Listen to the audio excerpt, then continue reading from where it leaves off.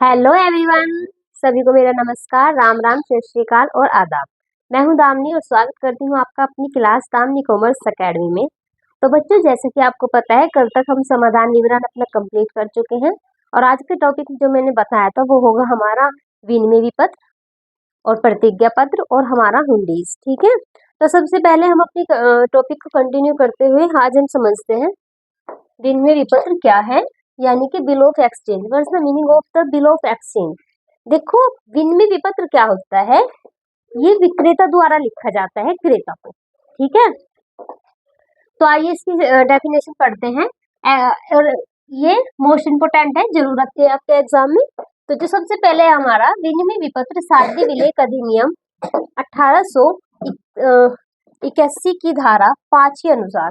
देखो कौन सी धारा है भाई, 5 धारा है। ठीक है, अधिनियम कौन सा है, 1881, यानी कि 1881 में एक एडिटिंग की गई थी, है ना। तो जिसके लिए धारा 5 को लाया गया था और उसके अनुसार विनिमय साध्य विलेख की जो हमारी परिभाषा है वो क्या है।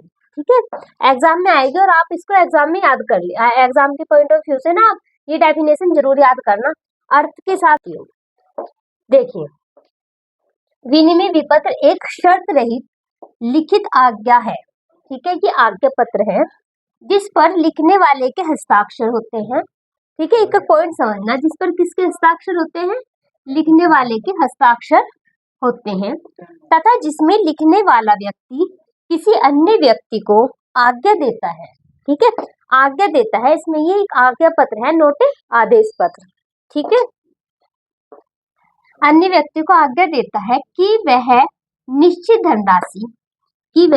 धनराशि का भुगतान उसे या किसी व्यक्ति को या उसकी आज्ञा अनुसार या विपत्र के वाहक को, ठीक है, वाहक को मांगने पर या एक निश्चित अवधि के समाप्त होने पर कर दे। ये इसका मीनिंग है। देखो, मोस्टली मैं इसका जो बिल्कुल आम शब्दों में बताऊं, पहले क्या होता था, पहले था हमारा व्यापार सीमित, और जो पैसा मतलब कि जो ग्राहक नगद देता था उसी के एक्सचेंज में वो उसको सामान दे देते थे। बट जैसे जैसे व्यापार विस्तृत हुआ, हमारी मार्केट का जो एरिया है वो बढ़ा, तो फिर हमारे इसमें क्या हुआ, साख पत्रों का निर्माण हुआ। साख पत्र यानी कि एक तरह से जिसको हम पैसे में कन्वर्ट कर सके। ठीक है, तो जैसे व्यापारी माल बेचता, जिसके पास पैसे हैं वो लेकर जाता, बट जिसके पास पैसे नहीं है वो क्या करे, तो वो उसने क्या किया, एक विपत्र को स्टार्ट किया कि भाई चल ठीक है, तू पैसे अपने बाद में दे देना मुझे, बट इसकी गारंटी क्या है कि तू पैसे बाद में देगा। ठीक है, इसकी गारंटी भी तो होनी चाहिए, कुछ क्या पता सामने वाला मुकर जाए। तो उसने क्या किया, एक इस तरह धीरे धीरे एक बिल का निर्माण हुआ। ठीक है, एक कागज का निर्माण हुआ, या आप कह दो एक कागज का निर्माण हुआ। ठीक है, उस पर वो अपने हस्ताक्षर करता और कहता, ले भाई तू ये सामान ले जा और ये बिल, ठीक है, और ये बिल मैं तेरे पास उस तारीख को भेजूंगा और तू मेरे भेजे गए व्यक्ति पर, या मैं ही आ जाऊंगा, बिल्कुल आम सी लैंग्वेज में बता रही हूँ आपको, वो बिल उसको निश्चित तारीख पर लेकर जाएगा जिसने माल खरीदा है उससे, और उसके पास जाकर कहेगा, लाओ भाई मुझे मेरे पैसे दो। ठीक है, तो वो जो कागज का टुकड़ा होता है ना, वो हमारा बिल होता है। धीरे धीरे ये बढ़ा, हमारा एरिया बढ़ा मार्केट का, और हमारे बिल का जो डिजाइन है वो भी बदल गया। पहले जो इसका निर्माण था वो केवल और केवल एक कागज के रूप में हुआ। ठीक है, कागज के रूप में धीरे धीरे ये हमारे बिल्स के रूप में चेंज हो गया, और आज जो है इसका निर्माण इस तरीके से हुआ, यानी कि ये इस तरीके से दिखता है। ठीक है, कैसे इसका निर्माण हुआ, एक व्यापारी है जो कि विक्रेता है, और विक्रेता क्रेता को कहता है कि तू फिलहाल सामान ले जा, लेकिन कुछ टाइम बाद ये धनराशि मुझे दे देना, और अब वो उसके हस्ताक्षर कराकर उसकी हामी भराकर अपने पास रख लेता है, और अपने हस्ताक्षर कराकर और क्या करता है, फिर एक टाइम आने पर, जैसे 15 मई की उसने टाइमिंग दी है, 15 मई के दिन वहां पे जाता है, उससे पैसे लेता है और बिल उसका फाइनल हो जाता है। तो ये जो उधार लेन देन में जो ये विपत्र चलता है, विनिमय विपत्र होता है, इसी को हम क्या कहते हैं, इसी को हम विनिमय विपत्र यानी कि बिल कहते हैं, बिल्स ऑफ एक्सचेंज। ठीक है, जो कि हमारे उधार दिए गए पैसे के बदले या उधार दिए गए माल के बदले में किया जाता है। ठीक है, ये डेफिनेशन आप इससे याद कर लेना। क्या डेफिनेशन है? इसमें विक्रेता के सिग्नेचर होते हैं, साइन होते हैं, और वह किसी अन्य व्यक्ति को आज्ञा देता है कि तुम मुझे मेरे पैसे या मेरा जो भुगतान है वो या तो मुझे दे देना या मेरे भेजे गए वाहक को दे देना, किसी को भी दे देना, बट बिल होगा तभी वो उसका पेमेंट करेगा। ठीक है, ये इसकी डेफिनेशन है, डेफिनेशन लर्न कर लेना, पेपर में आती है जरूर। फिर है हमारे जो सेकंड पॉइंट है हमारा, वह हमारा विनिमय विपत्र के पक्ष। भाई विनिमय विपत्र के पक्ष कितने होते हैं? देखो, जो हमारे चेक के पक्ष होते हैं, जो हमारी चेक की साइड्स होती है, वही हमारी सेम विनिमय विपत्र के भी पक्ष होते हैं। इसमें सबसे पहले समझने वाली बात है, मोस्ट इंपोर्टेंट है, जरूरत है, पूछा भी जाता है कि विनिमय विपत्र के पक्ष कितने होते हैं, और ये भी पूछा जाता है कि विनिमय विपत्र किसके द्वारा लिखा जाता है। तो विनिमय विपत्र हमेशा विक्रेता के द्वारा लिखा जाता है। ठीक है, देखो फर्स्ट है हमारा विनिमय विपत्र के पक्ष।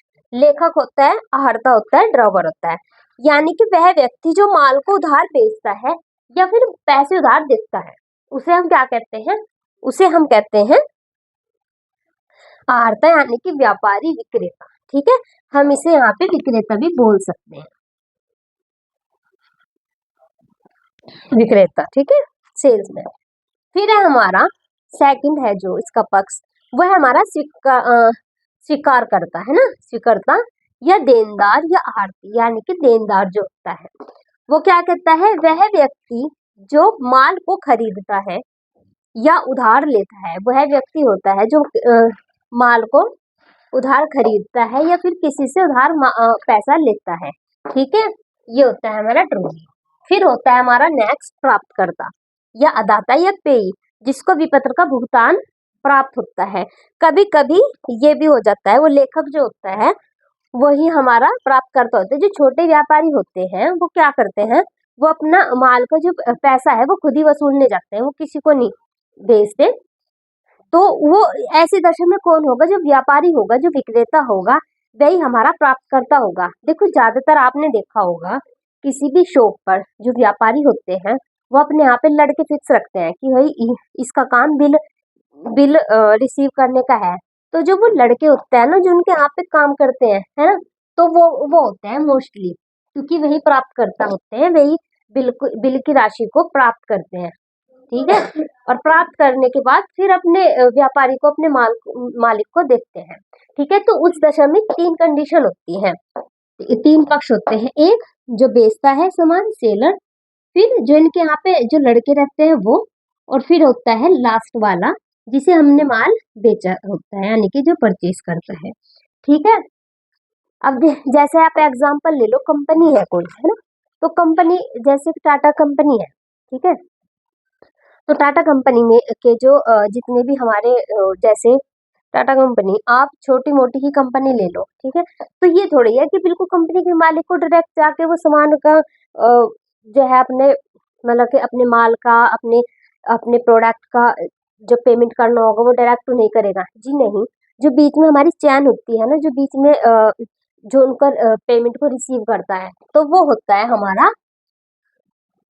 अदाता, यानी कि पे। तो कभी कभी छोटे व्यापारी क्या होते हैं, वो अपना माल खुद ही मतलब कि वो अपने बिल्स को ना खुद ही लेने जाते हैं। ठीक है, तो इसीलिए ये लेखक जो होता है और जो प्राप्तकर्ता होता है वो किसी किसी सिचुएशन में एक ही हो जाता है। ठीक है, तो कभी कभी इसके दो ही पक्ष हो जाते हैं, लेकिन ऐसा नहीं होता, क्योंकि बिल्स जो बनाता है वो एक ठीक ठाक से व्यापारी बनाता है, और ठीक ठाक सा व्यापारी एक मतलब कि जो लड़के होते हैं उनके पास, उनको जरूर ही वो अपने पास रखता है। तो इसलिए ज्यादातर ये होता ही है, बट किसी किसी सिचुएशन में नहीं होता। फिर हमारा नेक्स्ट है हमारा विनिमय अच्छा, इसे ना स्वीकार करता भी कहते हैं, इसको स्वीकार करता भी कहते हैं।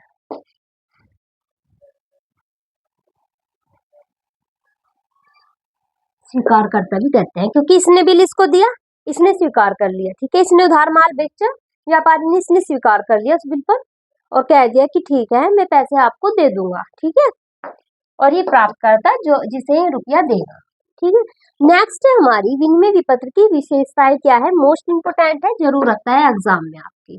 विनिमय विपत्र की विशेषताएं बताइए। ठीक है, तो ये है हमारा सबसे पहले ये एक आज्ञा पत्र है।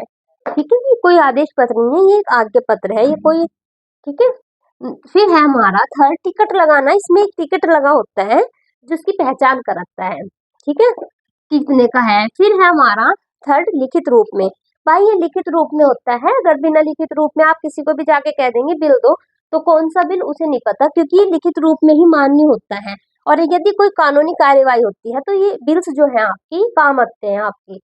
ठीक है, फिर है हमारा फोर्थ नंबर का लेखक के हस्ताक्षर। इस पर लेखक के हस्ताक्षर होने बहुत जरूरी है। यदि लेखक के हस्ताक्षर ही नहीं है तो बिल अस्वीकृत हो जाएगा, हमारा अमान्य हो जाएगा। ठीक है, फिर है हमारा व्यक्ति विशेष को भुगतान करना। इस पर किसी व्यक्ति विशेष को ही भुगतान करना होता है, किसी कंपनी को ही भुगतान करना होता है। फिर होता है ये शर्त रहित होता है, इसमें कोई शर्त नहीं होती है। भाई तुमने पैसा लिया था, अब सॉरी तुमने माल लिया था, अब तुम्हें पैसा देना ही होगा विदाउट एनी शर्त। ठीक है, फिर है हमारा 6 पॉइंट आज्ञा व्यक्ति विशेष को। किसी आज्ञा जो दी जाती है वो किसी व्यक्ति विशेष को दी जाती है। ठीक है, फिर है हमारा 7 पॉइंट भुगतान का समय निश्चित। भाई इसमें भुगतान का जो समय होता है वो निश्चित होता है इसमें, यानी कि जो हम जैसे आपने कहा 15 तारीख को बिल हम पे कर देंगे, क्रेता ने कहा, तो वो 15 तारीख को ही जाएगा, ना उससे पहले जाएगा ना उसके बाद 15 तारीख को जाएगा, उससे कहेगा लाओ भाई पैसे दो हमारे। ठीक है, यदि वो व्यापारी चाहेगा, अनुग्रह दिवस के भी उसे 3 दिन दिए जाते हैं बस, इससे एक्स्ट्रा नहीं दिए जाते। फिर तो नवीन कुछ हो रहा है क्या बेटा? ठीक हो, कोई नहीं। ठीक है,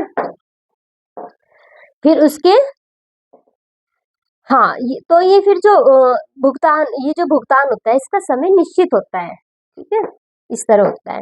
फिर हमारा फिर जो हमारी एक चीज याद रखना, इस पर जो अनुग्रह दिवस दिए जाते हैं ना, अनुग्रह दिवस यानी कि एक्स्ट्रा दिन जो दिए जाते हैं वो 3 दिन होते हैं बस। यदि 3 दिन के अंदर भी व्यापारी जो क्रेता है भुगतान नहीं करता है तो याद रखना इस पर हाँ फिर नवीनीकरण होता है बिल का। ठीक है, अच्छा एक बात याद रखना, जो ये बिल्स के एक्सचेंज होते हैं ना, ये व्यापारी के मध्य ही चलते हैं। ठीक है, ग्राहकों को नहीं दिए जाते, क्योंकि यानी कि एक तरह से थोक व्यापारी जो हमारे होलसेलर होते हैं और जो हमारे फुटकर व्यापारी होते हैं, ठीक है, उनके मध्य ही होता है ये भी बिल का एक्सचेंज होता है। नेक्स्ट हमारी हेडिंग, इसमें एक जो हेडिंग है, एक निश्चित धनराशि। भाई एक निश्चित धनराशि होती है। ठीक है, यानी कि 15,000 16,000 की निश्चित धनराशि होती है इसमें। फिर अब मैं आपके ये भी एग्जाम में आ जाता है, विनिमय विपत्र का प्रारूप बताइए, फॉर्मेट बताइए। विनिमय विपत्र का मोस्ट इंपोर्टेंट है, चेक का फॉर्मेट भी पूछा जाता है आपसे, विनिमय विपत्र का फॉर्मेट भी पूछा जाता है, प्रतिज्ञा पत्र का भी पूछा जाता है, हुंडी का भी पूछा जाता है। मैं सबके फॉर्मेट आपको कराऊंगी, बट हमारे विनिमय विपत्र का फॉर्मेट है, देख लीजिए। इसमें क्या होता है, 5,000 रुपए का है, टिकट स्वीकृत सूरजपाल जिसके भी नाम पर है। आज से 3 माह पश्चात हमें या हमारे आदेशानुसार 5,000 का भुगतान करें। किसके वास्ते? यहाँ वास्ते का प्रयोग होता है SBT पब्लिकेशन राजीव बंसल स्वामी, यानी कि अपनी कंपनी का नाम, अपना नाम यहाँ पर व्यापारी लिखता है। सेवा में श्री सूरज एवं ब्रदर्स बरेली, ठीक है, जिसकी सेवा में है। तो ये हमारा फॉर्मेट है, आप इस फॉर्मेट को जरूर याद कर लेना, जरूर अपना 1-2 बार आप इसको क्रिएट करके देखेंगे ना, अपने आप से याद हो जाएगा। आप अपना नाम भी चेंज कर सकते हैं, कुछ भी चेंज कर सकते हैं, बट आपको ये लैंग्वेज याद रखनी चाहिए। वास्ते लिखना चाहिए, मथुरा जो भी आपका एड्रेस है, एड्रेस लिखना है बस। ये है सिंपली बिल्कुल, और कोई इशू है नहीं इसमें। ठीक है, तो तुम्हें मैंने विनिमय विपत्र का अर्थ बता दिया। इसमें किसके द्वारा लिखा जाता है? विक्रेता के द्वारा लिखा जाता है, क्रेता पर। इसमें वह आदेश देता है कि मेरी धनराशि अमुक व्यक्ति को मुझे ही प्रदान की जाए किसी निश्चित अवधि के बाद। अवधि निश्चित होती है, पैसा निश्चित होता है। ठीक है, तो ये इसका प्रारूप है इसकी, और ये इसकी विशेषताएं मोस्ट इंपोर्टेंट है। कितने पक्ष है इसके? 3 पक्ष है, लेखक, स्वीकर्ता और प्राप्तकर्ता। कभी कभी प्राप्तकर्ता और जो लेखक होता है वो एक ही बंदा होता है, एक ही व्यक्ति होता है। तो ये आज, और अब नेक्स्ट है बच्चों हमारा टॉपिक विनिमय विपत्र की आवश्यकता। ठीक है, elements of the bill of exchange. ठीक है, देखो इसमें क्या है, सबसे फर्स्ट है स्थान और तिथि। जो हमारे बिल में होता है वो हमारे स्थान और तिथि होता है, कहाँ का वो बिल है, किस कंपनी का है, किस व्यापारी का है, किस शॉप का है। ठीक है, इसके लिए तो उसमें हमारा जो स्थान है और जो हमारी डेट है वो मेंशन रहती है। नेक्स्ट है हमारा टिकट, उस पर टिकट लगाना आवश्यक है। ठीक है, उसी से पता चलेगा भुगतान। नेक्स्ट है हमारा अवधि, भाई कितने महीने के लिए है, 3 महीने के लिए है, या फिर 15 दिन के लिए है, या 1 महीने के लिए है ना। फिर है हमारा भुगतान की तिथि, यानी कि वो जो भुगतान की तिथि है वो कब है, यानी कि क्या डेट है, क्या निश्चित डेट है, जैसे 15, 31 तारीख। नेक्स्ट है हमारा धनराशि, धनराशि कितनी है। ठीक है, उसमें 15,000 का बिल है, 4,000 का बिल है, ये लिखना आवश्यक है। नेक्स्ट है हमारा स्वीकर्ता का नाम, भाई जो देनदार है उसका नाम भी होना चाहिए उसमें। ठीक है, नेक्स्ट है हमारा मूल्य प्राप्त, यानी कि कितने मूल्य हमें प्राप्त है, ये सब इसमें मेंशन रहता है, 7 हेडिंग्स हैं ये, आप इनका एक बार पढ़ लेना थोड़ा सा और अच्छे से इनको याद करके तब लिखना है। नेक्स्ट है जो मोस्ट इंपोर्टेंट है, विनिमय विपत्र के प्रकार, types of the bill of exchange. ठीक है, ये देखो पांच कंडीशंस होती है इनकी। सबसे फर्स्ट जो कंडीशन है वो है हमारे प्रयोग के आधार पर, सेकंड है हमारी अवधि के आधार पर, फिर है हमारा समय के आधार पर, नेक्स्ट है हमारी फोर्थ भुगतान के आधार पर, एंड फिफ्थ एंड लास्ट है हमारा भुगतान पाने वाले के आधार पर। ठीक है, ये हमारी 5 कंडीशन होती है और इनके 2 टाइप्स होते हैं। जैसे हम पहले बात करते हैं प्रयोग के आधार पर हमारे बिल को कितने भागों में बांटा गया है, कितने प्रकार के हमारे बिल हैं। तो इसमें फर्स्ट है हमारा व्यापारिक विपत्र, व्यापारिक विनिमय विपत्र, कमर्शियल बिल ऑफ एक्सचेंज, यानी कि इसमें 2 होते हैं, व्यापारिक विपत्र और एक होता है अनुग्रह विपत्र। ठीक है, बिल यानी कि अकमेंडेशन बिल ऑफ एक्सचेंज। इसमें फर्स्ट वाला देखेंगे हम, फर्स्ट है हमारा, ये बिल कब लिखा जाता है, उधार माल के क्रय और विक्रय के समय ये हमारा बिल जो है लिखा जाता है। जो नॉर्मल बिल होते हैं, जो हम माल को हम बेचते हैं तो तब ये हमारा बेचा जाता है, और किसके मध्य बिकता है, किसके मध्य बिल को लिखा जाता है, ये क्रेता और विक्रेता के मध्य। ठीक है, नेक्स्ट है हमारा अनुग्रह विपत्र, ये क्या होता है, ये विक्रेता के द्वारा क्रेता की किसी आर्थिक सहायता के लिए लिखा जाता है, यानी कि जब बिल की टाइमिंग आ जाती है 3 महीने की, और वहां पर बिल लेने वाला जो हमारा विक्रेता है वो जाता है कि भाई बिल दो हमारा, पैसे दो हमारे, तो वो क्या करता है, वो कहता है अभी मेरे पास नहीं है पैसे, तो आप एक और बिल लिख दो। तो इसी बिल को हम अनुग्रह बिल बोलते हैं, अनुग्रह दिवस, यानी कि उसने एक तरह से उसकी हेल्प कर दी है। ठीक है, एक तरह से उसकी आर्थिक सहायता की है उसने, व्यापारी ने, तो इसीलिए इसे हम अनुग्रह विपत्र भी बोले जाते हैं। और यदि और अनुग्रह दिवस भी होता है, जो एग्जाम में पूछा भी जाता है कि बिल विपत्र में अनुग्रह दिवस कितने दिन के होते हैं, तो ये हमारे सिर्फ और सिर्फ 3 दिन के होते हैं।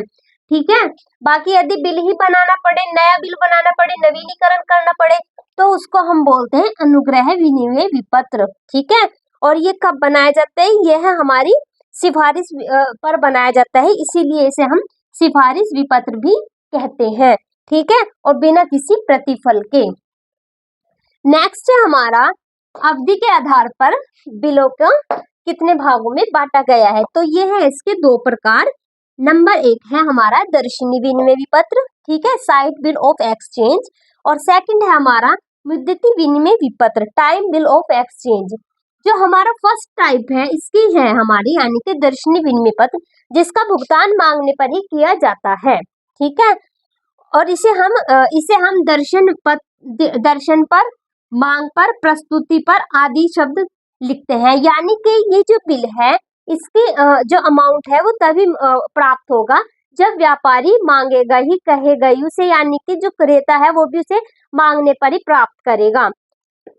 ठीक है, और इस पर क्या क्या लिखा रहता है, इस पर लिखा रहता है इस दर्शन पर, मांग पर, प्रस्तुति पर आदि शब्द इसमें लिखे रहते हैं। नेक्स्ट, और बेटा ये इंपोर्टेंट है, एग्जाम में पूछा जाता है, दर्शनी विपत्र के बारे में बताइए। ठीक है, तो जो मांग पर देय होता है उसको हम दर्शनी विपत्र बोलते हैं, साइट बिल ऑफ एक्सचेंज बोलते हैं। ठीक है, फिर है हमारा सेकंड है हमारा मुद्दती विनिमय पत्र, टाइम बिल ऑफ एक्सचेंज, जिनका भुगतान निश्चित समय अवधि पर किया जाता है, जो विपत्र में लिखी रहती है। एक विपत्र ऐसा होता है उसमें एक टाइमिंग लिखी रहती है कि भाई ये दिन है और इस दिन आपको हमारा भुगतान करना ही करना है। तो ये होता है मुद्दती विनिमय पत्र, यानी कि जो एक समय अवधि पर किया जाता है, जैसे हफ्ता, 10 दिन, ये। ठीक है, नेक्स्ट हमारा समय के आधार पर। ठीक है, समय के आधार पर बिलों को दो कंडीशंस में बांटा गया है। फर्स्ट है हमारा देशी विनिमय विपत्र और फिर है हमारा विदेशी विनिमय पत्र। देखो, देशी विनिमय विपत्र मोस्टली वो होते हैं जो हम भारत में रहकर लिखे जाते हैं, लेकिन भारतीय संविधान विनिमय साध्य विलेख के अनुसार इसकी कंडीशन को बयां किया गया है। विनिमय साध्य विलेख के अनुसार, विनिमय साध्य विलेख के अनुसार देशी विनिमय विपत्र वो होगा जो हमारी दो कंडीशन को कंप्लीट करता हो। जो इसमें फर्स्ट हमारी जो कंडीशन है वो है हमारी, जो बिल भारत में रहने वाले व्यक्ति पर लिखा गया हो, चाहे वो भुगतान भारत से बाहर भी कर दे। यानी कि जो बिल हमने अपने भारत में रहने वाले व्यक्ति पर किया है, लेकिन उसका व्यापार है वो हमारे विदेश में भी है और विदेश में भी फैला हुआ है उस व्यक्ति का व्यापार, तो वो चाहे भुगतान कहीं पर भी करे, लेकिन जो बिल लिखा गया है वो बिल उसका लिखा गया है भारत के अंदर ही। ठीक है, एक तो कंडीशन ये हो गई।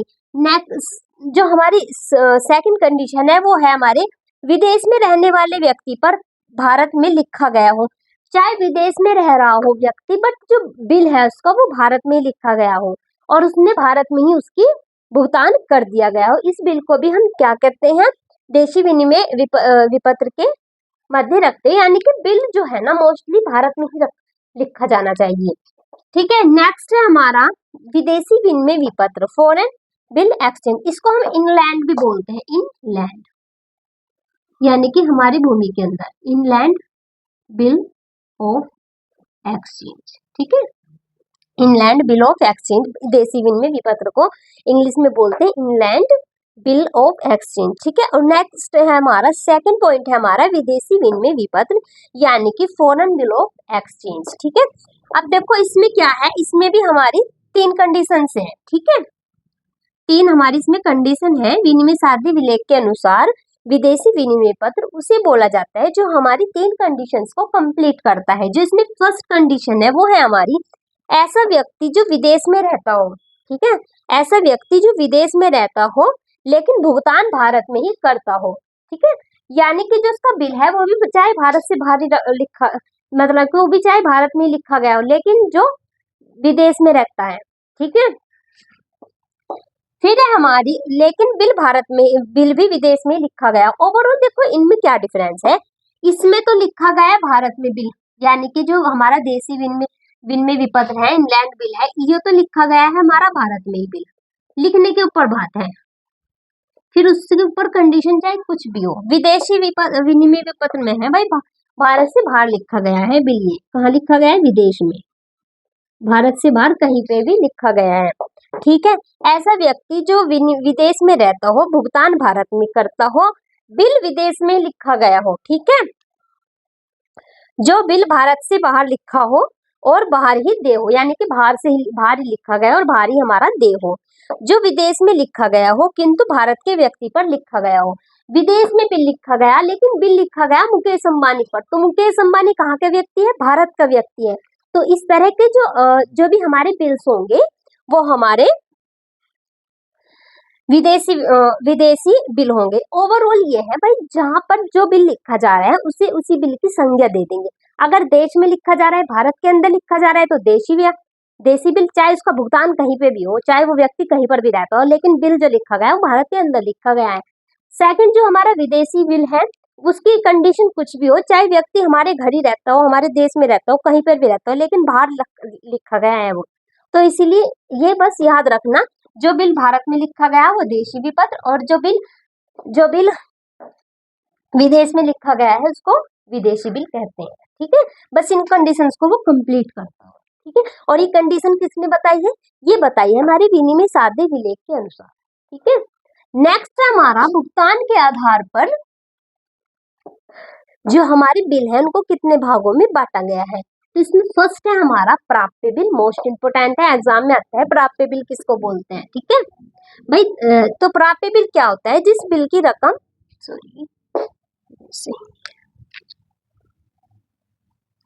जिस बिल की रकम व्यापारी को प्राप्त करनी होती है, जो रकम लेनदार प्राप्त करते हैं, है ना।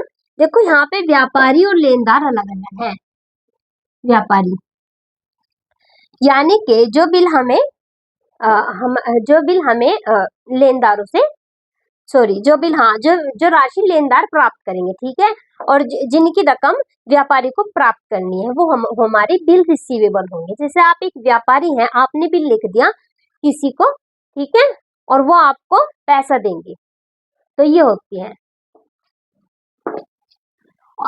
और इनकी रकम कौन प्राप्त करते हैं? लेनदार प्राप्त करते हैं। देखो आप उस व्यापारी के क्या हो गए, आप अपने ऊपर लेके चलो, आप एक व्यापारी हो, आपने किसी के ऊपर बिल लिखा है, तो आप उसके लिए क्या हो गए? आप उसके लिए लेनदार हो गए। तो इसकी राशि कौन प्राप्त करता है? लेनदार प्राप्त करते हैं, याद रखना हमेशा। ठीक है, लेनदार ही इसकी राशि को प्राप्त करते हैं। आप एक लेनदार है उस व्यक्ति। ठीक है, नेक्स्ट है हमारा देय विपत्र यानी कि बिल पेबल। जिन बिलों पर व्यक्ति स्वीकृति प्रदान करता है, यानी कि जिन पर उसने स्वीकृति प्रदान की है, जिस व्यक्ति ने, जिनकी रकम देनदारों को देनी होती है, वो आपका देनदार है, वो उस राशि की रकम को देगा, तो उसके लिए वो क्या हो गया? Bill payable. या फिर आप अपने ऊपर लेकर चलिए, आपको किसी की राशि देनी है, किसी का भुगतान करना है, तो वो बिल जो आपके लिए है वो बिल पेबल होगा। ठीक है, ये अंतर है और ये इंपॉर्टेंट है, आता है एग्जाम में। ठीक है, तो इनका आपको डिफरेंस पता चल गया। जो पैसे हमें देने हैं, जो लेनदार प्राप्त करेगा, उसको हम क्या बोलते हैं? बिल रिसीवेबल, है ना। और जिसको हमें पे करना है उसको हम bill payable. Last and fifth है हमारा भुगतान पाने वाले के आधार पर, यानी कि भुगतान पाने वाले के आधार पर।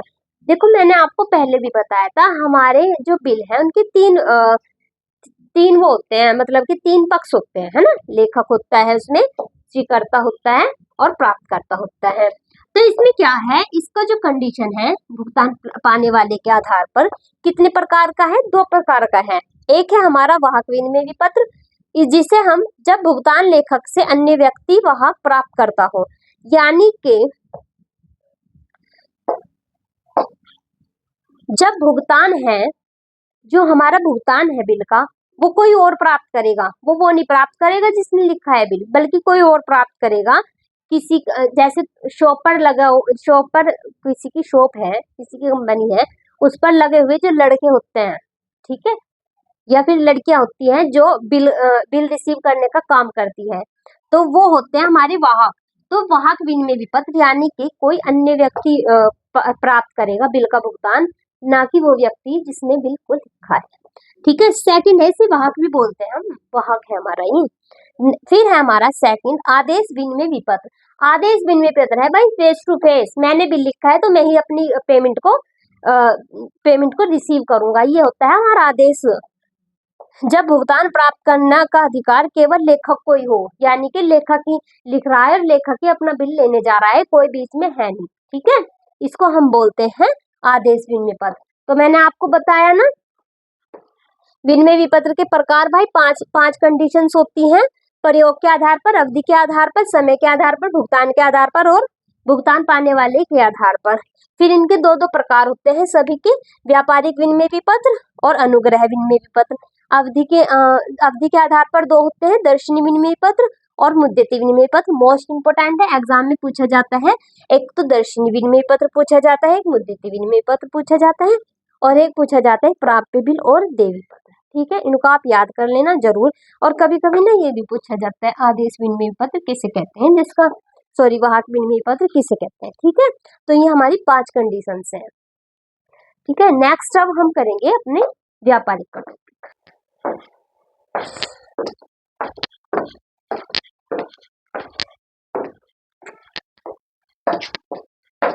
नेक्स्ट है हमारा टॉपिक प्रतिज्ञा विपत्र। नहीं, विपत्र नहीं बोलते इसको, पत्र बोलते हैं। प्रतिज्ञा पत्र यानी कि प्रोमिसरी नोट। एक तरह से आप जो आम लैंग्वेज में बोलते हैं ना, कसम खाना, प्रॉमिस करना किसी से, तो वो ये है। यानी कि इसमें एक व्यक्ति किसी को धनराशि देने की कसमें खाता है, मतलब वादा करता है, सिर्फ प्रॉमिस करता है, प्रतिज्ञा करता है। इसी कसम और इसी प्रॉमिस के बेस पर इसको हम बोलते हैं प्रोमिसरी नोट यानी कि प्रतिज्ञा पत्र। ठीक है, देखो, भारतीय विनिमय साध्य विलेख अधिनियम 1881 की धारा 5, नहीं धारा 5 नहीं होगी, ये धारा 4 है, क्योंकि धारा 5 में तो हमें विनिमय विपत्र का उल्लेख मिलता है। ये धारा 4 है हमारी। ठीक है, भारतीय विनिमय साध्य विलेख अधिनियम 1881 की जो धारा 4 है उसमें क्या कहा गया है? उसमें कहा गया है कि भाई जो प्रतिज्ञा पत्र है वो एक शर्त रहित लिखित विलेख है। विलेख यानी कि पत्र है, एक शर्त रहित है और लिखित है, राइटिंग वर्क में है ये, जिसमें जो लेखक होता है, जो भुगतान करता होता है, अपने हस्ताक्षर करता है। ठीक है, यानी कि इसमें लेखक कौन होता है? जिसको भुगतान करना है, खुद ही करना है जिसको भुगतान। जैसे मुझे किसी को पैसे देने हैं, मैं इसकी लेखक होगी, मैं भुगतान करता हूँ। इसके अपोजिट यदि मैं बात करूं विनिमय विपत्र में, विनिमय विपत्र का जो लेखक होता है वो होता है भुगतान प्राप्त करने वाला। ठीक है, यानी कि विक्रेता जो होता है। ठीक है, तो इसमें क्या होता है? अपने हस्ताक्षर करता है तथा निश्चित व्यक्ति को या वाहक को, यानी कि वाहक यानी कि किसी अन्य व्यक्ति को एक निश्चित धनराशि देने की प्रतिज्ञा करता है। ठीक है, यानी कि इसमें व्यक्ति किसी व्यक्ति को किसी व्यक्ति को पैसा देने की, आम लैंग्वेज में बोल लूं, किसी व्यक्ति को पैसा देने की प्रतिज्ञा करता है इस पत्र में लिखकर कि भाई मैं इतनी तारीख को तुझे पैसे दे दूंगा इतने, या फिर तू किसी और को भेजेगा उसे दे दूंगा। किसी और को भेजने का मतलब होता है वाहक को। ठीक है, फिर होता है, ये हमारी पूरी लाइन्स हो गई, ये हमारी डेफिनेशन हो गई, आपको समझ में आ गया होगा। इसमें और इसमें दरअसल प्रतिज्ञा पत्र में और हमारे विनिमय विपत्र में बस यही डिफरेंस होता है।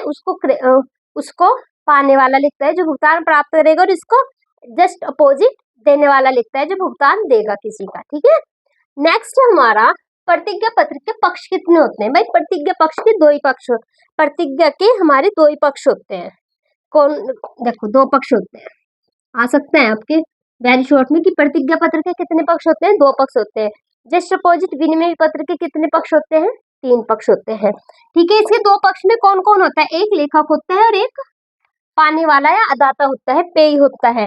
वैसे प्रतिज्ञा पत्र मोस्टली सिर्फ और सिर्फ दो ही व्यक्तियों के मध्य होता है। वाहक इसमें बहुत ही रेयर कंडीशन में आता है, इसमें वाहक नहीं होता है इसमें कोई भी।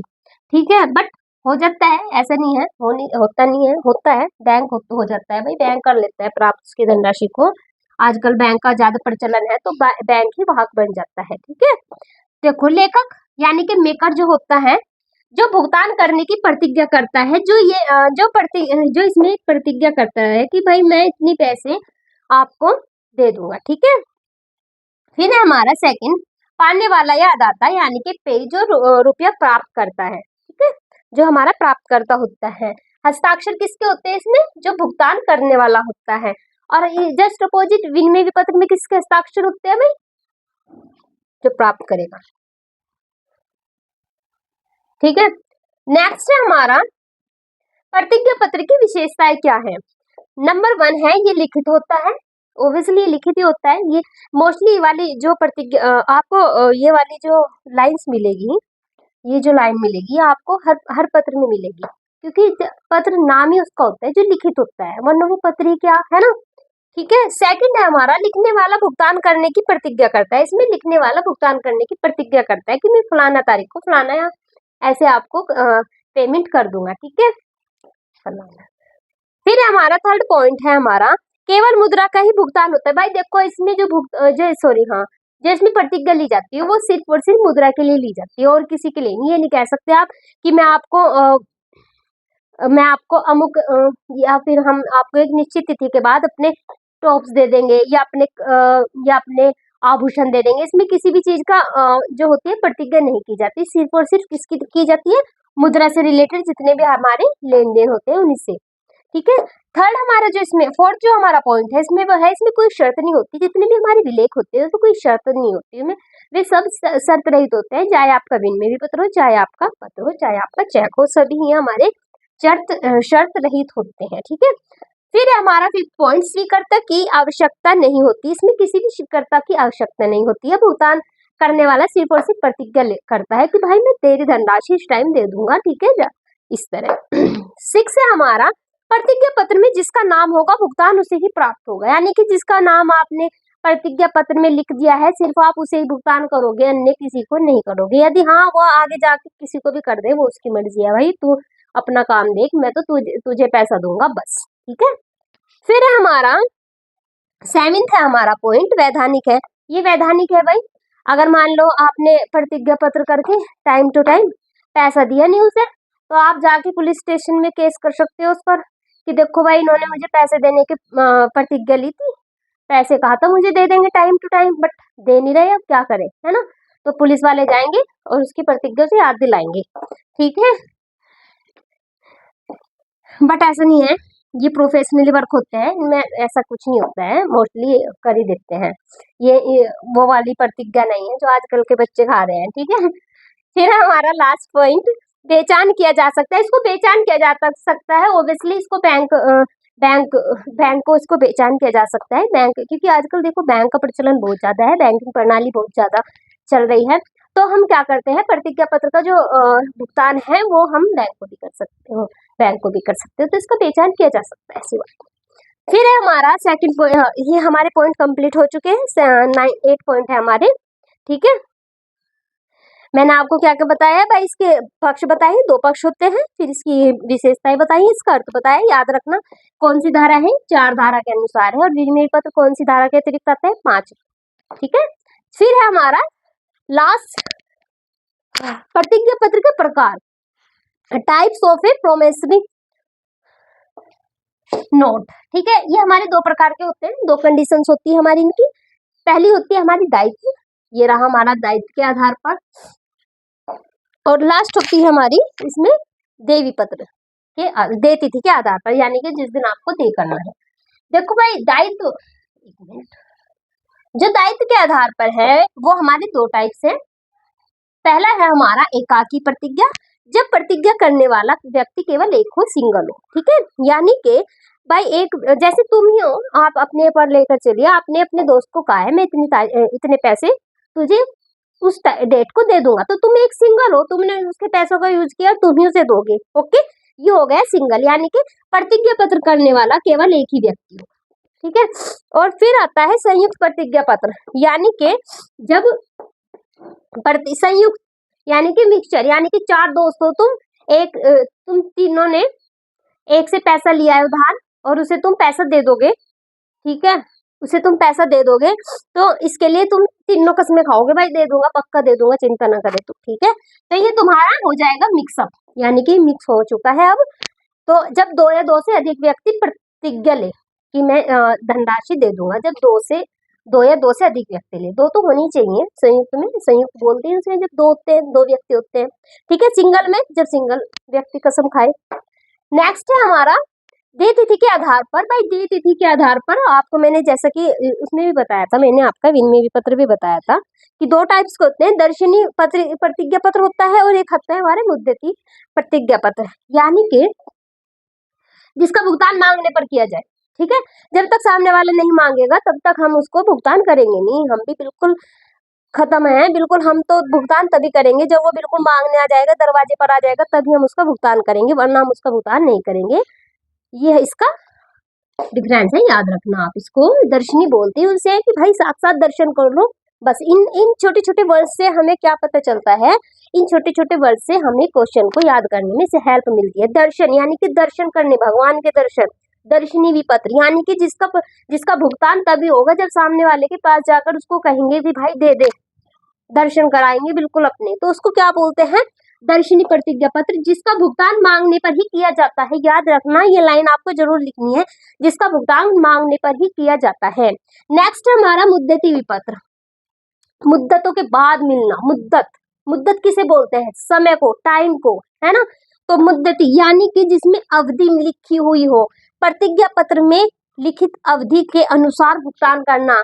जैसे प्रतिज्ञा पत्र लिख दिया है, भाई मैं 3 महीने बाद तेरा पैसा देने की प्रतिज्ञा करता हूँ, ठीक है, और वो आ गया तुम्हारे से 3 दिन बाद ही कि भाई ला तूने पैसा, तो उसके चपाट मारना, कहना प्रतिज्ञा पत्र में क्या लिखा हुआ, भाई तू, मैंने 3 महीने का टाइम दिया है ना तेरे से, तो 3 महीने का टाइम जो होता है ना, ये आपका मुद्दती पत्र है, इसमें टाइमिंग लिखी हुई है बिल्कुल बाकायदा। तुम उसे कह सकते हो भाई 3 महीने के बाद दूंगा, इससे पहले हमारे घर ना आ जाइए, ठीक है। तो ये होता है हमारा मुद्दती विपत्र। और इसका आप कैसे याद कर सकते हो, कहते हैं ना मुद्दतों के बाद मिलना कोई वस्तु, तो मुद्दती यानी कि टाइम टू टाइम, टाइम लिखा गया है उसमें, अवधि लिखी गई है, मुद्दती को हम अवधि को मुद्दतें भी बोलते हैं, ठीक है। ये होता है हमारा, हम इसको टाइम प्रोमिसरी नोट भी बोलते हैं, ठीक है। इसमें टाइम के अनुसार ही हमारा भुगतान किया जाता है। तो ये मैंने आपको बताया है प्रतिज्ञा पत्र क्या है। भाई इसमें कसम खाई जाती है कि भाई मैं तेरी धनराशि तुझे दे दूंगा, बिल्कुल तू चिंता ना करे, भुगतानकर्ता के द्वारा ही लिखी जाती है, ठीक है। विनिमय शादी विलय की धारा 4 में इसका वर्णन है 1881। याद रखना, हमारी साख विपत्र की जितनी भी वर्णन है ना, वो हमारी 1881 की धाराओं के अनुसार है, जिसका 4 में ये है, 5 में हमारा क्या है, विनिमय विपत्र, है ना। और हमारे इसके 2 पक्ष होते हैं भाई, लेखक होते हैं, पाने वाला होता है, इनकी विशेषताएं मैंने आपको बता दी और इनकी प्रतिज्ञा पत्र के प्रकार आपको बता दिए, ठीक है। प्रतिज्ञा पत्र से इससे बाहर कुछ भी नहीं आता, इससे एक्स्ट्रा इसमें कुछ भी पूछा नहीं जाता, ठीक है। नेक्स्ट बच्चे जो अब हमारा टॉपिक है वो है हमारा हुंडी। भाई हुंडी किसे बोलते हैं, क्या है हुंडी, ठीक है। देखो हुंडी शब्द की उत्पत्ति जरूर आती है एग्जाम में, अगर point of view sorry objective question के हिसाब से तो जरूर आती है, आपके पूछ लिया जाता है कि हुंडी शब्द की उत्पत्ति कहाँ से हुई है, कौन सी भाषा से, कहाँ से हुई है, तो ये हमारी संयुक्त भाषा से हुई है, जिसको हम हुंडी भी कहते हैं, ठीक है। पहले हम इसको हुंडी कहते थे, बट बोलचाल चेंज होती रही, जिसका यूज होता रहा, तो हुंड को हमने हुंडी में कन्वर्ट कर दिया, और ये भारत में प्राचीनता से चलती आ रही है, जिसका शाब्दिक अर्थ है, पूछ लिया जाता है कौन सी भाषा से है, संयुक्त भाषा से है, हुंड से लिया गया है, जिसका शाब्दिक अर्थ क्या है, इकट्ठा करना या संग्रह करना। क्या होता है, संग्रह करना, कलेक्ट करना, ठीक है। देखो कौन सी भाषा से आया है, संयुक्त भाषा से आया है, और ये ना ज्यादातर मुड़िया लैंग्वेज में लिखा जाता है, हिंदी और मुड़िया लैंग्वेज में इसको लिखा जाता है। कहाँ, मुड़िया लैंग्वेज। पूछ लिया जाता है कि ज्यादातर जो हुंडी का यूज होता है वो किस लैंग्वेज में होता है, तो वो होता है हुंडी और मुड़िया, ठीक है। नेक्स्ट है हमारा, यह एक प्रकार का साख पत्र होता है, जो कि मैंने आपको बताया था, हमारे लिखित जितने पत्र होते हैं वो एक साख पत्र होते हैं। एक चीज और होती है, ये एक शर्त रहित होता है, शर्त रहित भी हो सकता है, और भाई ये होता है तुम्हारा शर्त सहित, ये हमारा शर्त सहित भी हो सकता है, शर्त रहित भी हो सकता है, शर्त सहित भी हो सकता है, जिसे और इसे और कितनी भाषा में लिखा जाता है, गुजराती में भी लिखा जाता है, मुड़िया में भी लिखा जाता है, हिंदी में भी लिखा जाता है, विभिन्न भाषाओं में लिखा जाता है, बट मोस्टली इन 2 भाषाओं में ही चलता है। मोस्टली की बात बताई है, ज्यादातर की बात बताई है, लेकिन लिखा अनेक भाषाओं में जाता है, ठीक है क्या ये, ठीक है। तो ये है भाई, इस प्रकार हुंडी एक ऐसा लिखित साख पत्र है जिसका लेखक किसी अन्य व्यक्ति या देनदार को आदेश देता है कि वह इसमें लिखित धनराशि स्वयं को या किसी अन्य विशेष को या धारक को दे दे। ये कोई ऑफिशियली वर्क नहीं होता, इसमें क्या होता है, यदि आपको किसी से उधार मांगने हो आप तब भी उसे लिख सकते हो, यदि उधार देने हो तब भी लिख सकते हो, यानी कि व्यापार में होने वाला लेन देन, ठीक है। इसमें किसी के हस्ताक्षर नहीं होते हैं। इसमें देखो ज्यादातर क्या होता है, जैसे आपका भाई है किसी अन्य शहर में बैठा है, कुछ भी है ना, तो आप उसे एक अब नहीं चलता, वैसे ही मोस्टली पहले चलता था, तो आप उसे एक पत्र भेज दोगे कि भाई मैंने इतनी धनराशि इसमें रख दी है और तू ले लेना इससे, इस व्यक्ति से, कि भाई उधर से हमारे ताऊ चचा जा रहे हैं और उनके थ्रू आपने उनसे ले लिया। तो ये कोई ये नहीं होता कि आप इसको मतलब के किसी विशेष अवधि के लिए दोगे या कुछ भी दोगे, आप क्या दोगे, सिर्फ और सिर्फ आप एक तरह से ना ये एक औपचारिक पत्र की तरह हम इसको देखते हैं, यानी कि इसमें क्या होता है, इसमें भाईचारे की तरह दृष्टि से आप इसे देख सकते हैं। तो हुंडी में ओवरऑल ये होता है कि ये एक तो भारत के अंदर ही लिखी जाती है, भारत में एक जगह से दूसरी जगह व्यक्ति को सूचना देने के लिए एक तरह से ये होता है, या फिर धनराशि को प्राप्त करने के लिए। ये कोई ऑफिशियली नहीं होता है, वैधानिक नहीं होती है, ठीक है। तो इसमें क्या होता है, देनदार को यह आदेश दिया जाता है, आदेश भी दिया जाता है कि भाई इतनी धनराशि मुझे प्रदान करे या मुझे दे, ठीक है, निर्देश दिया जाता है। तो हुंडी का यही अर्थ है। बाकी कल मैं उसको और आपको समझा दूंगी, और आज के लिए तो मैं इतना ही इसके बारे में बताऊंगी। आपको बस याद रखना है मुड़ी और हिंदी भाषा में लिखी जाती है, ये शर्त रहित और शर्त सहित भी होती है, ठीक है। और नेक्स्ट जो होता है, इसमें जो क्वेश्चन पूछे जाते हैं इसकी परिभाषा आएगी एग्जाम में, और कहाँ से लिया गया है, ये संयुक्त भाषा से लिया गया है और हुंड से लिया गया है। हुंड का शाब्दिक अर्थ होता है संग्रह करना, कलेक्ट करना, ठीक है। और इसमें देनदार को या अन्य व्यक्ति को आदेश दिया जाता है कि भाई धनराशि प्रदान करो, धनराशि दे दो, ठीक है। तो ये इसका अर्थ होता है, और एक साख पत्र है, ठीक है। इतना ही इसमें होता है, इससे बाहर इसमें कुछ नहीं आएगा। कल मैं आपको इसकी विशेषता लिखवाऊंगी, इसके बारे में इसकी जो टाइप्स हैं, मुद्दती में भी मुद्दती हुंडी पत्र होगा, और हमारी ये सब मैं आपको कल करा दूंगी। तो आज के लिए इतना ही, मिलते हैं कल, जय हिंद।